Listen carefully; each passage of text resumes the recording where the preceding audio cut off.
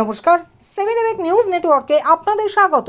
আমাদের খবরের জের প্রকাশ্যে না আসলেও ফোনে তার বিরুদ্ধে ওঠা অভিযোগের জবাব দিলেন পানিহাটির 29 নম্বর ওয়ার্ডের পৌরপিতা অরিন্দম বিশ্বাস। শুনুন তিনি কি বললেন। অরিন্দম, তোমার বিরুদ্ধে অভিযোগ যে এলাকায় যে সমস্ত কাজ হওয়ার কথা ছিল সেই কাজগুলো হয়নি এবং সে কারণে এবছরেও এলাকায় জল জমে আছে, কি বলবে? না না, ব্যাপারটা হচ্ছে এরকম কোনো ব্যাপার নেই। মানে আমার ওয়ার্ডটা ভৌগোলিক পরিবেশ হচ্ছে পানিহাটির থেকে একটা মানে সব থেকে টাফ। তার কারণটা হচ্ছে 3-4টে ওয়ার্ডের জল আমার ওয়ার্ডের উপর থেকে যায় সবার ফার্স্ট। সেই জলটা বেরোনোর কোনো জায়গা নেই। সেটা আমি 2019 সাল থেকে চেষ্টা করে দুখানা হাই ড্রেন আমি বার করেছি। সেটা হচ্ছে একটা ক্ষুদিরামপল্লী থেকে পঞ্চায়েত হয়ে কল্যাণী রোডে পড়বে, আর একটা পূর্বাঞ্চল গ্যাস গোডাউন থেকে পূর্বাঞ্চল হয়ে কল্যাণী রোডে পড়বে। এই দুটো ড্রেন আমার স্যাংশন হয়েছে এবং একটা ড্রেন অলরেডি আমার কাজ শুরু হয়ে গেছিল, যেটা বাঁশবাগান থেকে পূর্বাঞ্চলের ড্রেনটা, সেটা হাফ রাস্তায় শেষ হয়েছে। আর ক্ষুদিরামপল্লীর কাজটা আমাদের উদ্বোধন হয়েছিল, ওটার কাজ শুরু হয়নি এখনো, সেটাও শুরু হয়নি। তার কারণটা হচ্ছে যেহেতু দীর্ঘ আমার ওয়ার্ডের পরই পঞ্চায়েত এবং সেই পঞ্চায়েতের বিভিন্ন বাড়িঘর প্রচুর আগে হয়ে আছে, সেটা মাস্টার ম্যাপ করে রাস্তা ধরে গিয়ে কল্যাণী রোডে ফেলার জন্য একটা বিভিন্ন সময় লেগেছিল এবং সেটা আমাদের পুরো কমপ্লিট হয়ে যাওয়ার পর আমরা উদ্বোধনও করেছিলাম। তারপর পঞ্চায়েত থেকে কিছু একটা প্রবলেম হয়েছিল, যে তারা বলেছিল যেহেতু আমাদের পৌরসভার জল পঞ্চায়েতের উপর থেকে নেবে, তাই তারা একটা বাধা সৃষ্টি করেছিল যে আমরা পানিহাটির জল নেব না এবং পানিহাটির জল আমাদের পঞ্চায়েতের উপর থেকে যাবে কেন। সেই জন্য আমরা পৌরসভায় দরবার করেছিলাম এবং পৌরসভায় দরবার করার পর আমাদের যেই পঞ্চায়েত থেকে যে দুটো ড্রেনের ওরা আবদার করেছিল সেই দুটো ড্রেনও আবার অলরেডি স্যাংশন দিয়েছে। এই কারণেই কাজটা ডিলে হয়েছিল। ডিলে আমাদের জন্য হয়নি, ডিলে হচ্ছে পঞ্চায়েত থেকে টোটাল কাজটাই বন্ধ করে দিয়েছিল। এই হচ্ছে ব্যাপার। কিন্তু এই ঘটনাগুলো তো সাধারণ মানুষ জানে না, যে জলযন্ত্রণায় ভুগছে না। তার কারণটা হচ্ছে একটা, দেখুন সবার ফার্স্ট হচ্ছে 29 নম্বর ওয়ার্ড যে অবস্থায় ছিল তার থেকে এই জল বার করা এটা অসম্ভব, এটা অসম্ভবই ছিল। যেভাবে আমি ড্রেন বার করেছি ম্যাপ ধরে ধরে রাস্তার উপর থেকে, দেখুন আমার যেরকম পূর্বাঞ্চলের কাজটা আমার হয়ে গেছে, পূর্বাঞ্চলের কাজ মানে আমি 5-7 বছর ধরে এই মানে কি পরিশ্রম করেছি ধারণার অতীত।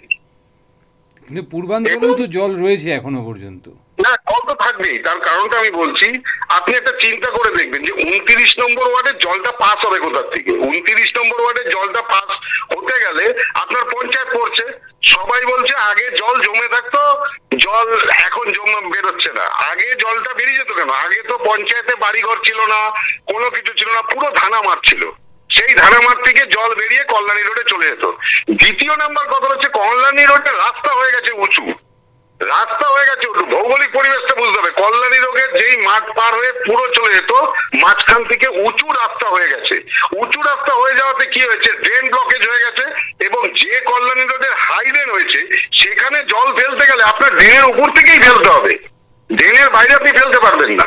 এবং আপনার বিরুদ্ধে অভিযোগগুলো তোলা হচ্ছে সেগুলো কি ভিত্তিহীন? একদম।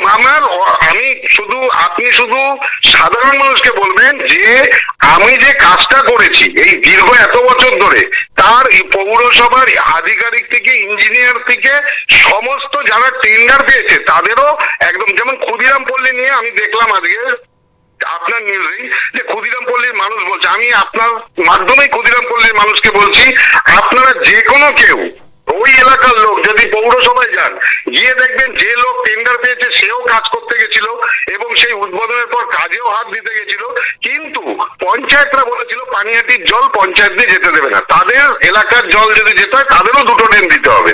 সেই কারণে সেই দুটো ড্রেনের জন্য আবার সেই ইঞ্জিনিয়াররা যারা এই ড্রেনের মেজারমেন্ট করেছে, কাজ করেছে, তারা সেই মেজারমেন্ট করে গিয়ে সেই দুটো ড্রেনও আমার পঞ্চায়েত থেকে বার করা হয়েছে। সেই দুটো ড্রেন আবার টেন্ডার হয়েছে, অ্যালটমেন্ট হয়েছে। তো এগুলো একটা প্রসেসিং। আর যেহেতু 29 নম্বর ওয়ার্ডটা আপনি বিশ্বাস করবেন কি করবেন না, এলাকাবাসীও জানে, 2013 সালের আগে ওই ওয়ার্ডের রাস্তাঘাট ড্রেন কিচ্ছু ছিল না, সাঁকো পর্যন্ত ছিল, সাঁকো বাসের উপর থেকে লোক ছিল, 5-7টা সাঁকো ছিল, 5-7টা সাঁকো ছিল, সেই সাঁকোর উপর থেকে মানুষ যেত। আজকে আমি 29 নম্বর ওয়ার্ডে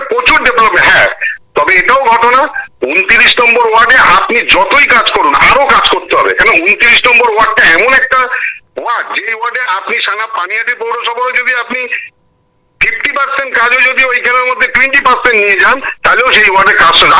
এবং আপনি লক্ষ্য করবেন, আপনার ভিডিওতে আমি দেখেছি, দেখবেন সমস্ত গার্ডওয়াল করা আছে।